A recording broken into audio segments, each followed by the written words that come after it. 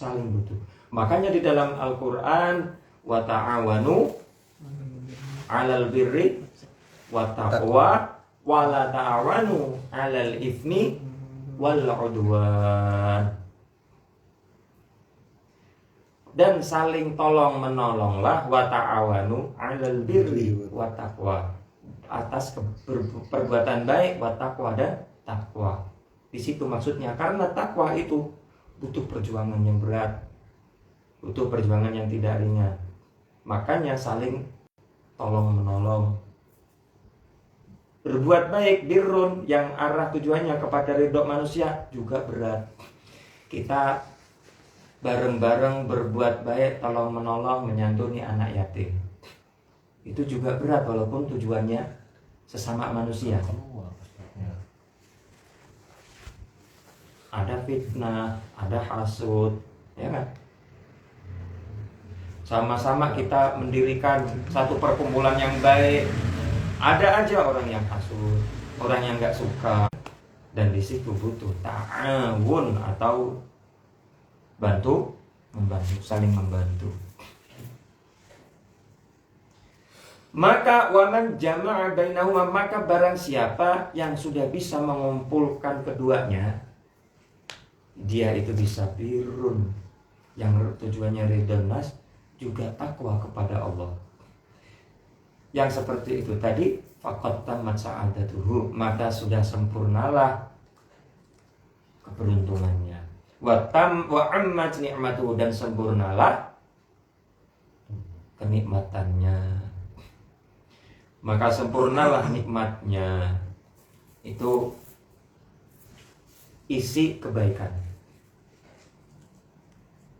Ada sisi isi kebaikan, ada isi esensi kebaikan, esensi takwa. Esensi kebaikan itu kepada manusia, esensi takwa itu kepada Allah. Kalau ini dua-duanya sudah seimbang, sama, ketemu titik temunya seimbang, maka sempurnalah keberuntungannya dan sempurnalah kenikmatannya manusia tersebut. Kembali lagi wal ma'ruf naw'ani.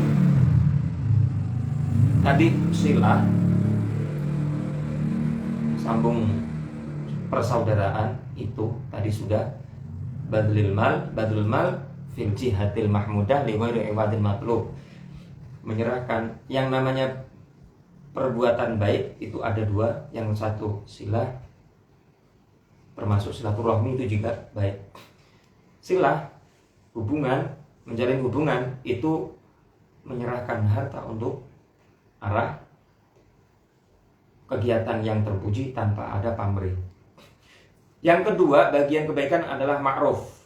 Ma'ruf dibagi dua. Apa saja? Qaulun wa amalun. Bentuk perbuatan baik yang berupa qaul, ucapan, wa amalun, dan tindakan. Perbuatan baik itu ada dua. Ma'ruf itu ada dua. Satu, qaul. Kedua, amal. Fal qaulu, adapun ucapan, ma'ruf dalam sisi qaul adalah wa tibul kalam wa husnul bisyir wa tawaddud bi jamilil qauli. Ucapannya baik dan raut mukanya apa? Kalau orang Jawa itu ajer, murah senyum, dilihat itu senang. Gembira. Menyenangkan hati sesamanya ketika dilihat. Ketika kita melihat saudara kita, melihat wajahnya, seketika hati kita itu senang gitu. Enggak, ketika melihat saudaranya itu terus rasa kusut. Melihatnya kusut, hati kita juga ikut kusut. Tapi ada sosok saudara kita yang kita lihat wajahnya itu, kita terus kelihatan itu tenang.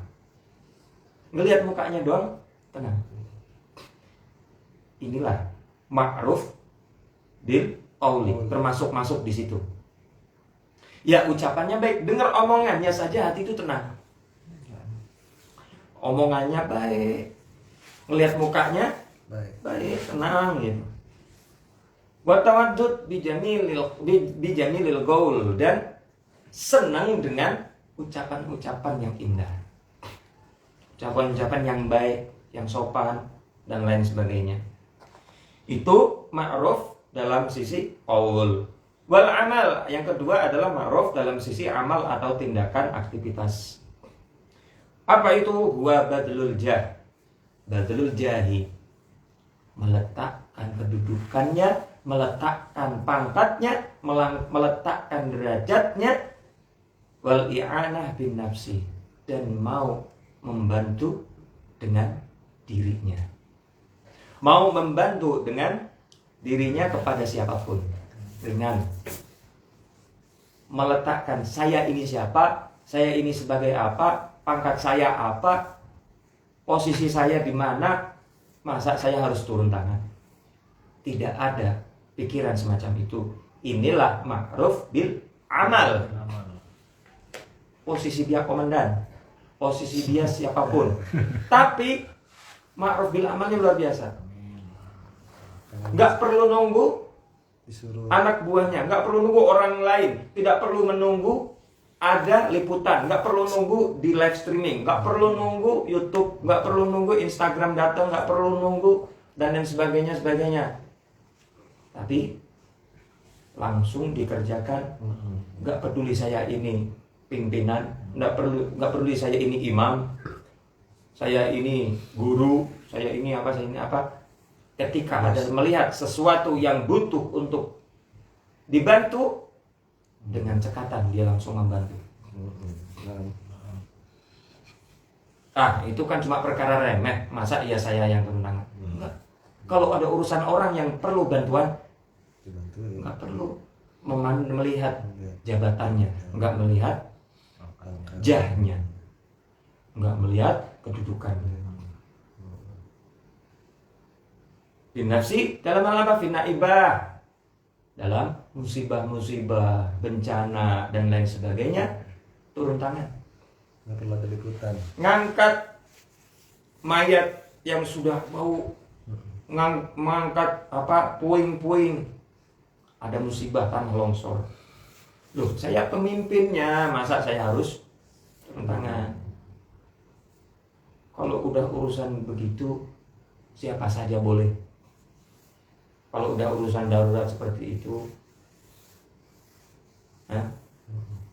ya siapapun, mau RT kek, mau RW kek, mau camat kek, udah nggak ada orang yang nanya, jenengan Pak Camat, apakah Bapak ini Bapak RW? Enggak, yang penting ayo cepat ini, harus butuh cepat-cepat selamatkan, cepat-cepat butuh dibantu, ditolong. Ya udah, RW-nya ditaruh dulu, manusianya datang bantu. Profesor juga. Itulah ma'ruf bil amal. Ma'ruf bil qauli, ma'ruf dalam urusan amal. Jadi ada dua perbuatan baik yang berupa ma'ruf tadi, itu ada dua. Qaul dan amal. Ucapannya juga baik, perilakunya juga baik. Itu bagian-bagiannya. Yang berikutnya, wara'a itu jami al-at'imah. Makalah Sayyidina Umar masih, aku wara'a itu ulan waro ingsun, ngerti ingsun jami al-at'imati yang sekabiane panganan. Falam aro mongko ora weruh ingsun po aman ing panganan alat dakang luwih ladzat minasobri tinimbang saking sabar. Aku telah mengetahui semua berbagai macam makanan, maka aku tidak pernah menemukan satu makanan pun yang lebih lezat daripada kesabaran. Masya Allah. Bagi Sayyidina Umar, gampang ringkes omongnya begini, tidak ada makanan yang paling lezat selain sabar. Kalau makalah kita kan sabar itu pahit, buahnya yang manis, ya enggak? Kalau Sayyidina Umar nggak ada makanan yang lezat kecuali sabar.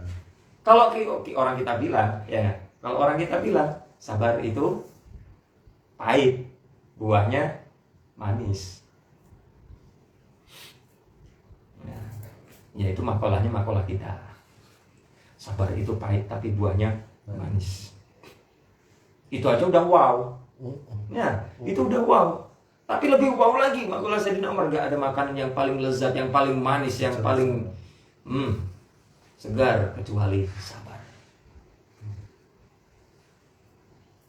Jadi sabar itu lezatnya melebihi segala makanan yang ada, melebihi manisnya buah daripada kesabaran itu sendiri kalau kita bilang. Jadi sabar itu manis bagi Sayyidina Umar. Ini.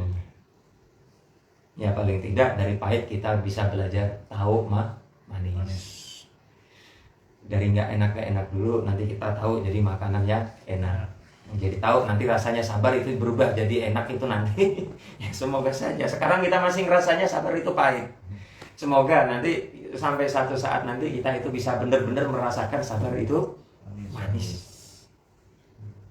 Ya nggak apa-apa. Sekarang bilang sabar itu pahit, nggak apa-apa. Sekarang memang masih pangkatnya sabar itu pahit, ya nggak. Tapi nanti semoga bisa kita merasakan itu sabar itu manis. Sabar, kita baca keterangannya. Sabar itu wasabru salah satu arkanin. Sabar itu ada 3 rukun. Jadi kalau tidak memakai 3 rukun ini tidak terpenuhi, maka sabarnya rusak. Maka sabarnya enggak sah. Kalau satu ibadah ada syarat, ada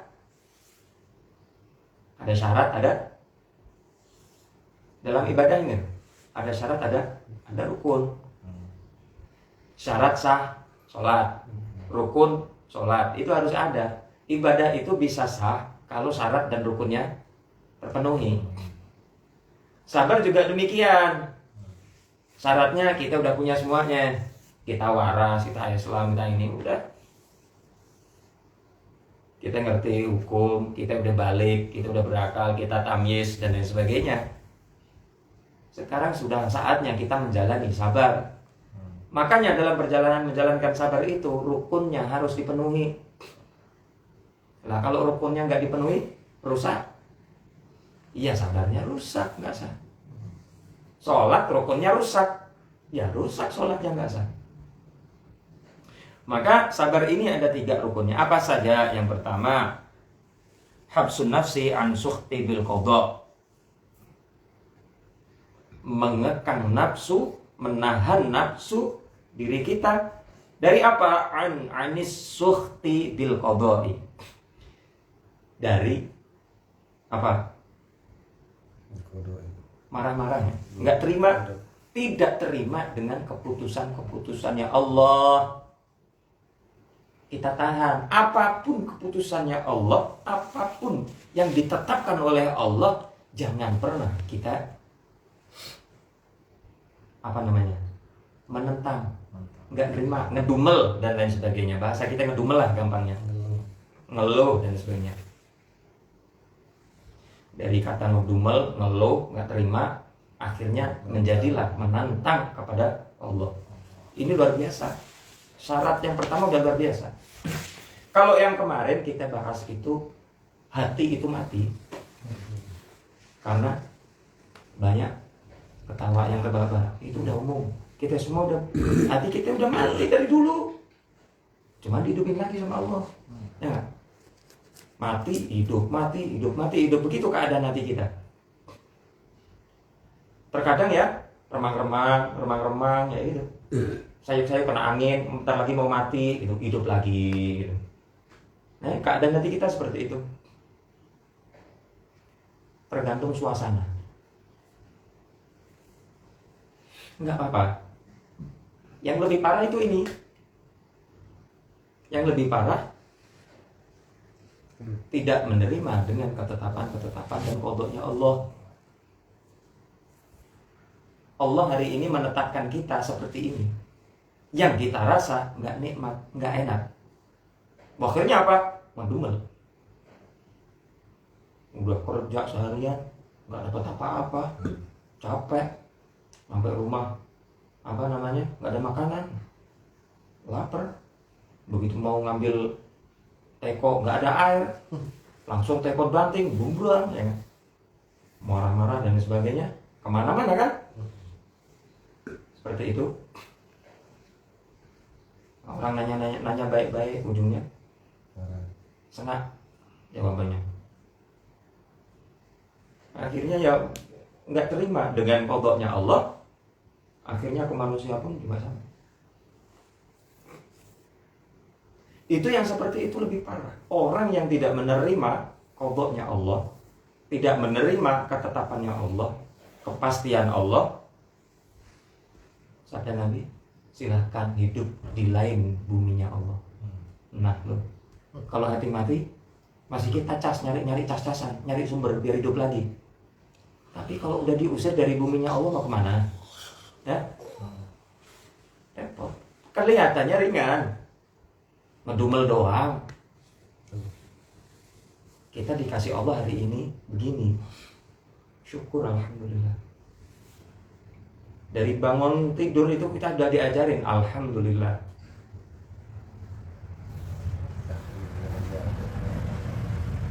Kemudian mau tidur, bangun tidur, mau tidur, bangun tidur terus. Diajari untuk selalu mengawali membuka mata itu dengan syukur. Alhamdulillah. Artinya apa? Sampai kita mau nutup lagi, usahakan ketika kita nanti bangun lagi dari tidur kita mengucapkan syukur. Mengucapkan alhamdulillah. Artinya apa? Jangan sampai kita itu ngedumel dengan apa yang diberikan oleh Allah, apa yang dipastikan oleh Allah, dan apa yang ditetapkan Allah kepada kita. Itu yang pertama menjadi rukunnya sabar. Alhamdulillah, rezeki hari ini sekian, yang dikasih Allah tetapin Allah pada kita. Alhamdulillah, walaupun nggak ada nih sama sekali belas. Alhamdulillah. Kenapa? Masih Islam, masih iman, masih diberi kesehatan dan lain sebagainya. Banyak, nggak ada alasan kita untuk tidak mengucapkan alhamdulillah. Wa hifdzul lisan, rukun yang kedua adalah menahan lisannya anil qawli sayyi'i, daripada ucapan-ucapan yang tidak baik. Soalnya itu satu paket. Kalau udah ngedumel, pasti yang keluar dari mulut ucapannya nggak baik sebenarnya. Pulang kerja, rezekinya cuma segitu. Ngedumel lagi nanti. Kerja udah baik-baik, udah berusaha semaksimal mungkin, dagangan cuma dapat segini. Jualan cuma dapat segini. Begitu nyampe rumah, udah capek. Sampai rumah nggak ada makanan. Tetangganya Pak baru pulang. Iyalah, emang baru dari mana? Lu lihat apaan? Lu lihat apa? Ya? Mau berangkat. Tuh dia mau pulang. Udah tahu baru pulang, nanya. Ucapannya nggak baik. Itu udah kelanjutan. Kalau sudah nggak tidak menerima dengan qadanya Allah, ketetapannya Allah, pasti yang keluar lisannya itu nggak baik. Yang ketiga, wa hifdzul jawarih, menahan anggota tubuhnya dari apa? Anahwi labmin wasyaqqi jibin wasiyahin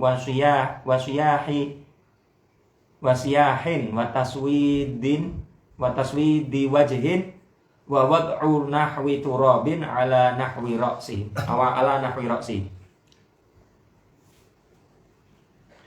Dan menjaga anggota tubuhnya. Contoh, ini kan orang dulu begitu, nahwi labmin, teriak-teriak mulutnya, lagi dapat musibah langsung teriak-teriakan.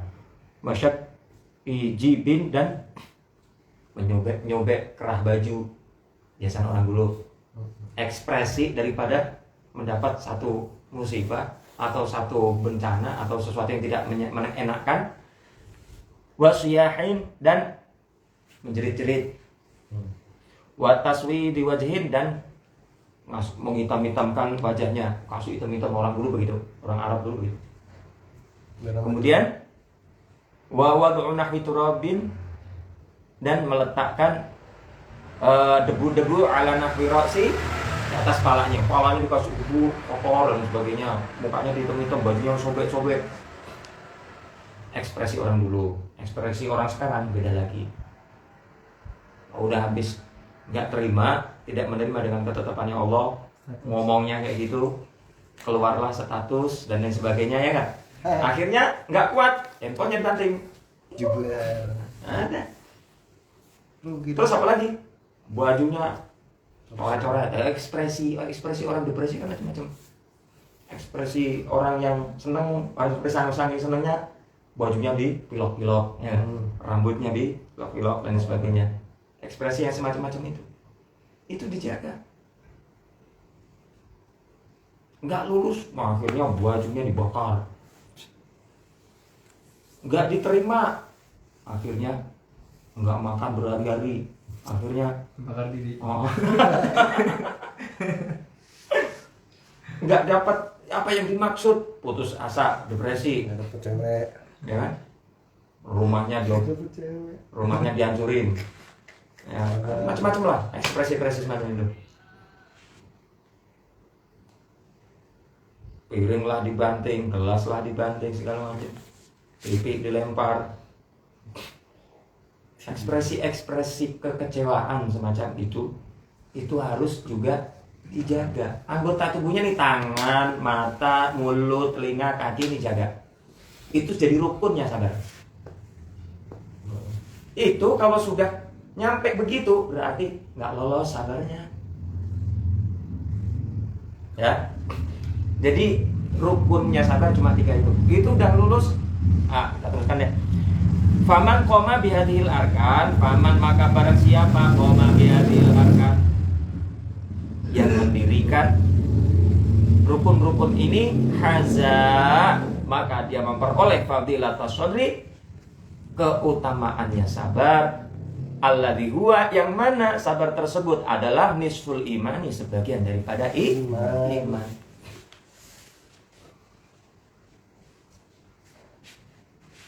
Dapatlah kita keutamaan sabar, yang mana sabar itu menjadi sebagian iman.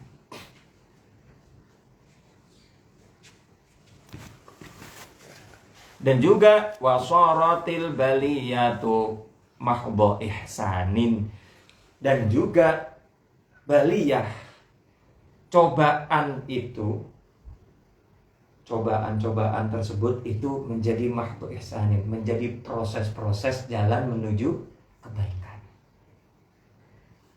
Ya.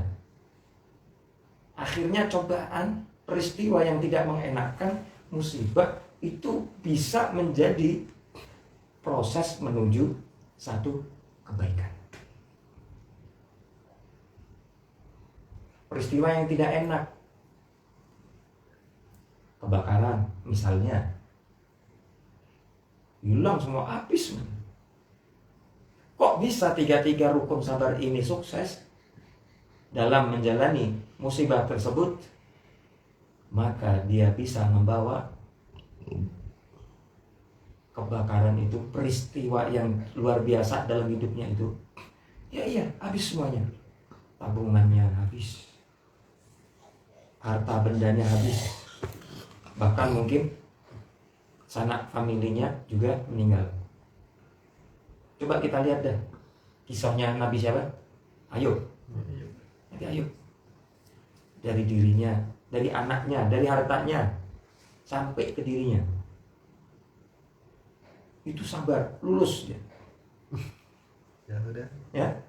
Bukan ya udah. Sabar itu bukan ya udah. Karena ada proses mahdha ihsan menuju ke ihsan. Bagi orang yang tahu uji coba semacam itu, karena dia bisa membawa ujian itu nanti bisa menuju ke maghab ihsan. Makanya dia lebih fokus ke ihsannya, bukan menyedihi dan tidak menerima dari apa yang sudah ditakdirkan oleh Allah tersebut. Akhirnya begitu, apapun, sekecil apapun dan sebesar apapun peristiwa itu, sepahit apapun peristiwa itu, sesedih apapun peristiwa itu,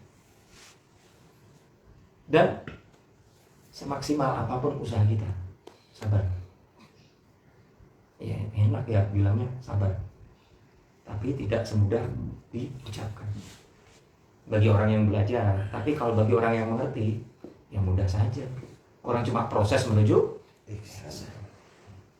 Kalau memang kita lulus.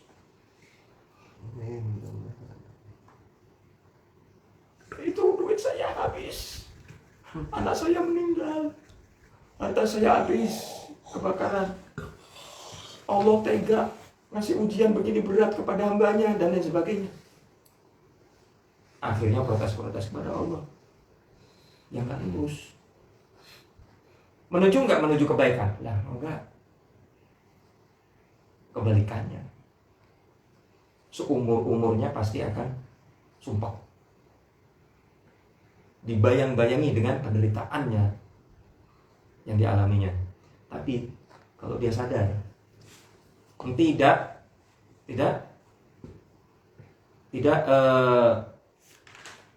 apa tadi?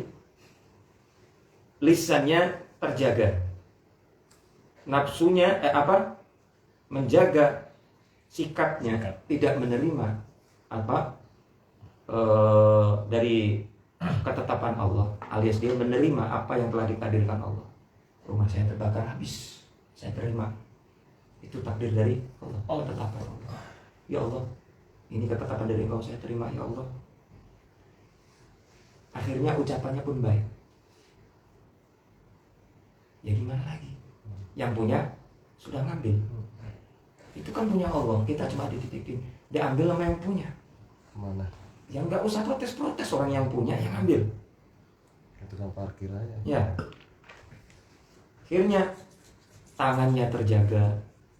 Nggak ada itu mukul-mukul dadanya. Wah, menyesali. Harusnya tadi itu gasnya itu saya keluarin dulu, saya ingin dulu, gara-gara gasnya meledak. Nyesalin ya. Hidup dalam penyesalan. Tidak. Akhirnya anggota badannya pun terjaga. Tidak memukul-mukul badannya, tidak memukul-mukul palanya, tidak bertindak yang di luar batas. Akhirnya luluslah dia, menujulah, dapatlah dia dari balasan tersebut menjadi satu bentuk tempat ihsan. Jadi mahdhu ihsan. Tsumma sabru ala aksamin. Kemudian sabar itu juga ada beberapa bagian, begitu. Ala aksamin gitu doang di situ. Ala aksamin. Kemudian sabar itu juga ada beberapa bagian. Sabar ala ma huwa kasabun lil abdi wa sabrun ala ma laisa bikasbi. Fa sabru ala al muktasabi ala kismaini, sabrun ala ma amarallahu ta'ala bihi wa sabrun ala ma naha anhu. Kemudian sabar itu juga kita bagi-bagi. Sabar atas perkara-perkara yang mana menjadi satu bentuk aktivitas seorang hamba. Sabar dalam aktivitas seorang hamba, dan sabar atas segala sesuatu yang bukan dari aktivitas kita, bentuk pekerjaan kita. Ada sabar yang bentuk aktivitas keseharian, bentuk pekerjaan, dan ada yang bersabar dalam selain bentuk pekerjaan. Fasabru 'alal muktasabi, sabar atas perkara yang dapat kita dalam hubungannya ikhtiar dengan manusia, itu dibagi dua. Sabar yang pertama, sabar dalam mentaati perintah-perintah Allah. Dan sabar yang kedua, sabar untuk menjauhi apa-apa yang dilarang oleh Allah. Itu sabar dalam bentuk ikhtiari manusia, usaha manusia. Ini bisa menjalankan perintah Allah yang sabar. Perintah Allah nggak ada yang ringan, semuanya berat. Suruh ngaji, suruh sholat, suruh belajar, suruh ini, suruh itu. Untuk menjalankannya berat, untuk perjuangan, untuk mengajak diri kita untuk melaksanakannya. Ini perlu kesabaran. Itu sabar alama amarallahu ta'ala bihi. Yang kedua, sabar dalam sisi usaha kita, dalam bentuk pekerjaan kita, aktivitas kita, dalam hal ala ma naha anhu, menjauhi apa yang dilarang oleh Allah kepada kita.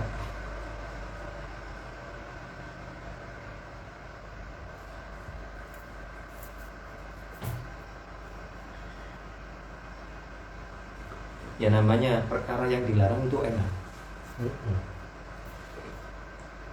Mabuk enak. Enak. Segala larangan Allah itu enak. Jamnya enak. Makanya ketika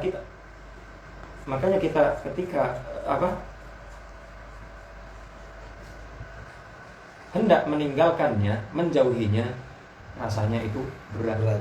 Karena butuh berjuang. Itu juga butuh kesabaran. Membutuhkan kesabaran. Sabar dalam ikhtiari manusia. Ada dua tadi.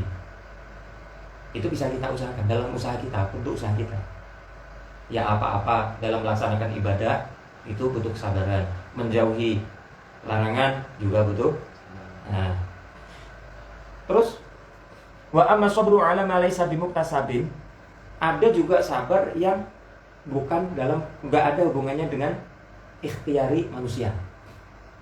Apa itu? Fasabruhu ala muqasati ma yattasilu bihi min hukmillahi fima yanaluhu fihi masyaqqah. Sabar menyabari sesuatu dan menjalankan sesuatu, muqasati ma menandani perkara, menjalankan sesuatu yang yattasilu bihi min hukmillah, yang bisa menyampaikan pada hukum-hukumnya Allah, yang mana dalam mencapai hukum-hukum Allah itu fima yanaluhu fihi masyaqqah, yang mana di dalamnya itu, dalam perjalanan untuk mencapai hukumnya Allah itu dapat ada kerepotan-kerepotan, ada banyak masyaqqah yang luar biasa. Contoh, seseorang yang dalam masa belajar sekolah ada batasnya sekian tahun. Kelas 1 setahun, 2 setahun, kelas 3 setahun, 3 tahun. Dalam waktu 3 tahun kita harus dituntut untuk ini yang sekian. Maka kita harus memicu dan memacu badan kita, pikiran kita untuk menjalani apa yang menjadi perintah Allah tadi. Kita dituntut hafalannya sekian ribu dalam 3 tahun. 1000 hafalan. Misal dalam kurun waktu 3 tahun. Ternyata dalam 2 tahun kita sudah selesai itu 1000. Ya itu bukan dalam artian enggak sabar. Beda. Karena ada tujuannya, walaupun di situ ada masyaqqah. Luar biasa. Orang sesuai waktu aja, sesuai time-nya aja 1000 dibagi 3. Setahun pas setoran hafalannya. Setahun pas akhirnya selesai 1000 hafalannya. Itu saja masyaqqah. Enggak ringan dan tidak mudah. Berat dan butuh perjuangan. Ngapalin nyampe malam-malam ngantuk-ngantuk, masih ngapalin, bibirnya masih ngedumel aja. Biar apa? Sering ulang dan seterusnya. Kan berat. Padahal pada posisi lagi ngantuk, sengantuk-ngantuknya, dipaksa-paksain nontonin handphone. Gara-gara apa? Dipaksain kudu live. Biar apa? Melaksanain ngaji. Itu beratnya itu di kepala, ini di mata udah kayak ini gunung Salak, ini gunung Sindur gitu. Udah beratnya udah luar biasa. Dipaksa-paksain. Melototin handphone ini lagi live. Biar teman-teman yang lain tahu, biar teman-teman yang lain ini gitu kan. Niatnya baik. Berat. Padahal kondisi lagi lapar dia. Perutnya lapar, matanya ngantuk. Dipaksa-paksain buat ngaji. Karena apa? Umurnya nggak panjang. Bentar lagi game over. Iya. Bentar lagi game over kita. Nggak lama lagi. Aneh juga semuanya manusia. Lah iya, kalau dikatakan lama, seberapa lamanya? Karena kalau kapan kita meninggal, ya awal kelahiran itulah awal kematian kita.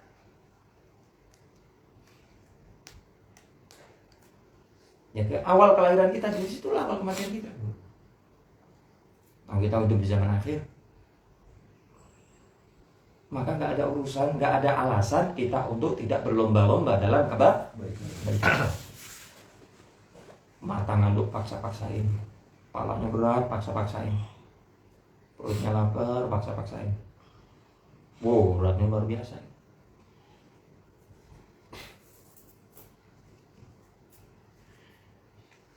Masyarakat. Dan itu bukan sabar, beda lagi. Ya, itu nggak bisa kita ikhtiarkan. Seperti kita tadi menjalankan perintah Allah. Karena apa? Di situ ada sisi batiniah yang menyetir. Ada hati yang menyetir.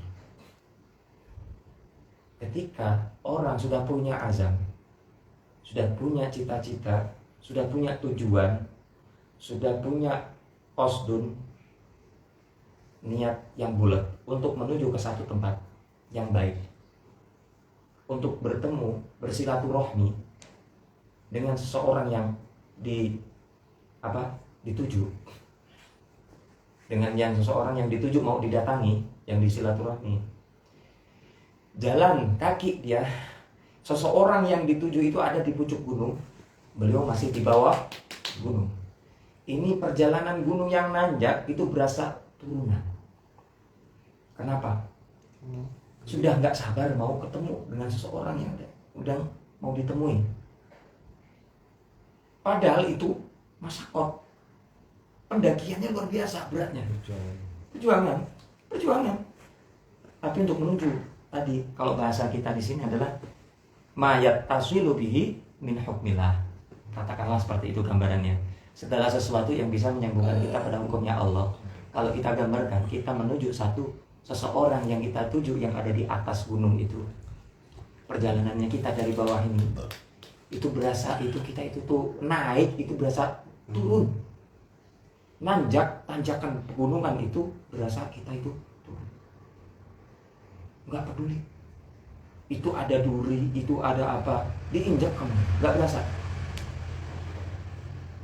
Karena ini kalau nggak percaya, coba itu orang yang orang yang melakukan kayak akrobat, nginjek-nginjek beling, bara api diinjek-injek, sambil dia berjoget-joget, iringannya apa? Selawat. Dia dalam hati baca selawat, girang, ada rasa cinta dalam hatinya, sehingga bara api itu nggak terasa, beling yang diinjek itu nggak terasa. Bola api buat apa? Buat main bola, sepak bola, nggak berasa panas, karena ada rasa asyik. Contoh yang nyata di dalam Al-Quran, saking asyiknya seseorang, para wanita melihat ketampanannya Nabi Yusuf, waqatta'na aydiyahunna, dipotong tangannya. Ya kan? Dipotong tangannya karena apa? Saking asyiknya melihat Nabi Yusuf. Bagaimana kalau yang asyiknya ini kita itu dilihat adalah Nabi Muhammad? Jangankan pisau, jangankan beling, jangankan bara, nggak berasa. Orang yang lihat Nabi Yusuf aja kepotong tangannya aja nggak berasa. Bagaimana kalau yang ada di hatinya itu bagiannya Nabi? Jangankan ketemu beling, jangankan ketemu api, nggak berasa. Alis semua. Karena yang dituju ulama, yang ingin ditemui wali, yang pengen diziarahi wali, jalannya udah kayak berlari. Turun dari mobil udah nggak sabar pengen cepet-cepet buru-buru. Jalannya udah nggak kayak jalan pengantin baru. Jalannya udah kayak jalan mayit. Mayit ya. Masa bawa keranda mayit itu jalan kayak bawa pengantin baru gitu. Nah, cepet. Kenapa? Udah gak sabar pengen ketemu sesuatu yang dituju. Siapa? Wali yang dimakamkan di situ. ulama yang ada di daerah situ dan lain sebagainya. Nah, begitu. Sampai zaman dulu unta-unta itu, kalau cerita-ceritanya orang-orang ulama-ulama dulu, Mbah Mun dan sebagainya, Mbah Mun itu masih menangin bapaknya itu. Kalau cerita pulang haji itu, unta-unta yang berangkat menuju Madinah, kan waktu itu kan belum pakai apa? Sekarang kayak bis ya? Pakai bis. Belum ada bis zaman itu. Pasti pakai bigol, kuda, unta, ya kan? Keledai, seperti itu kendaraan waktu itu. Itu ketika sudah masuk Madinah, unta, kuda, dan lain sebagainya kendaraan-kendaraan itu kayak lepas kontrol, lepas kendali. Dia lari sekencang-kencangnya. Karena tahu, ini unta tahu. Dia itu mau diajak kemana? Dia makin gak sabar menuju ketemu dengan siapa yang akan dituju. Siapa lagi orang haji umrah itu kalau udah mau ke Madinah, siapa yang ziarah ke makam Nabi Sallallahu Alaihi Wasallam. Sudah lepas kontrol. Seperti itu pula kedudukan seseorang yang soleh pengen ketemu orang yang soleh. Sudah masuk wilayahnya itu sudah seperti itu. Hatinya itu sudah kayak orang gak jelas, gak sabaran. Pengen buru-buru gitu kan, ya? Pengen buru-buru. Orang datang jam 2 aja langsung mandi. Ya. Itu sudah gak bisa kita ikhtiari. Maka itu bukan satu kesabaran yang di situ. Adalah sabar di luar ikhtiari manusia. Oh, gak bisa. Itu apakah nggak sabar? Enggak, itu udah nggak ada. Itu ya sabarnya yang seperti itu. Ya sabar itu. Tapi cepat. Jalannya cepat. Ya Allah. Fi muqasati ma yatasilu bihi min hukmillahi fi ma yanaluhu fihi masyaqqah. Selesai makalah ke-23. Yakni makalah daripada Sayyidina Umar radhiyallahu anhu. 5 makalah tersebut semoga bisa menjadikan satu ilmu yang bermanfaat dan memberikan athar yang baik kepada kita, diri kita, keluarga kita, dan siapapun yang berada di sekitar kita. Melanjutkan makalah yang berikutnya, wal maqalatur rabi'ah wal ishrun, makalah yang ke-24. Wallahu ta'ala a'lam bis-shawab. Insyaallah akan kita lanjutkan pada minggu yang akan datang. Rabbana walamna anfusana wa illam taghfir lana wa tarhamna lanakunanna minal khasirin. Rabbana la tuzigh qulubana ba'da idh hadaitana wa hab lana min ladunka rahmatan innaka antal wahhab. Rabbi ja'alna muqimas sholati wa min dzurriyyatina rabbana wa taqabbal du'a. Rabbana atina fid dunya hasanah wa fil akhirati hasanah wa qina adzabannar. Wa sallallahu ala sayyidina Muhammadin wa ala alihi wa sahbihi wa sallam. Bi fadli subhana rabbika rabbil izzati amma yasifun wa salamun ala al mursalin walhamdulillahi rabbil alamin. Ya Rabbana darana bi annana darana wa annana asrafna ala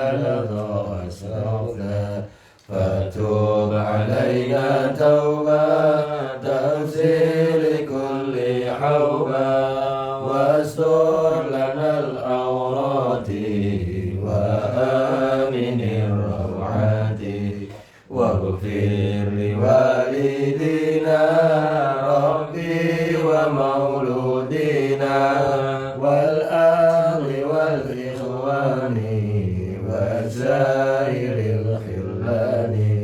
وكل ذي محبة أو جيرة أو صحبة والمسلمين أجمع آمين ربي أسمع فضلا وجودا منا لا باكتساب منا بالمصطفى رسول الله بكل سوري صلى وسلم ربي عليه عد الحب وآله وصحبه عداد طاس السبح والحمد لله في الباد والتناهي والحمد لله في الباد والتناهي. Assalamualaikum warahmatullahi wabarakatuh. Waalaikumsalam.